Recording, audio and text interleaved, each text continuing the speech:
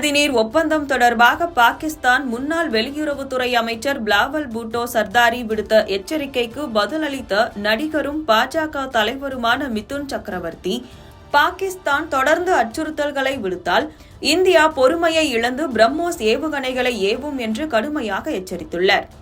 கொல்கத்தாவில் செய்தியாளர்களிடம் பேசிய அவர், பிலாவல் பூட்டோவை கிண்டல் செய்யும் விதமாக 140 கோடி மக்கள் சிறுநீர் கழித்து ஒரு அணையை கட்டி அதை திறந்துவிட்டால் சுனாமி ஏற்படும் என்று கூறியுள்ளார்.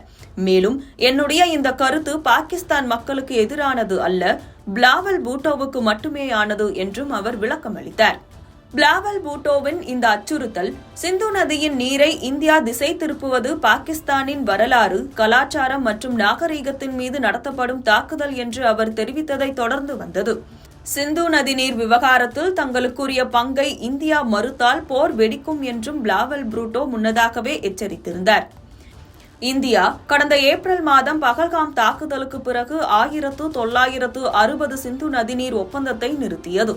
இந்த ஒப்பந்தம் மீண்டும் அமல்படுத்தப்படாது என்று மத்திய உள்துறை அமைச்சர் அமித் ஷா உறுதிப்படுத்தியுள்ளார்.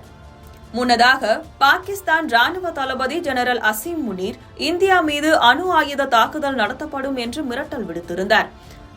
இதற்கு பதிலளித்த இந்திய வெளியுறவுத்துறை, அத்தகைய மிரட்டல்கள் பாகிஸ்தானின் அணு ஆயுத கட்டுப்பாடுகள் குறித்த சந்தேகங்களை வலுப்படுத்துவதாக குறிப்பிட்டது.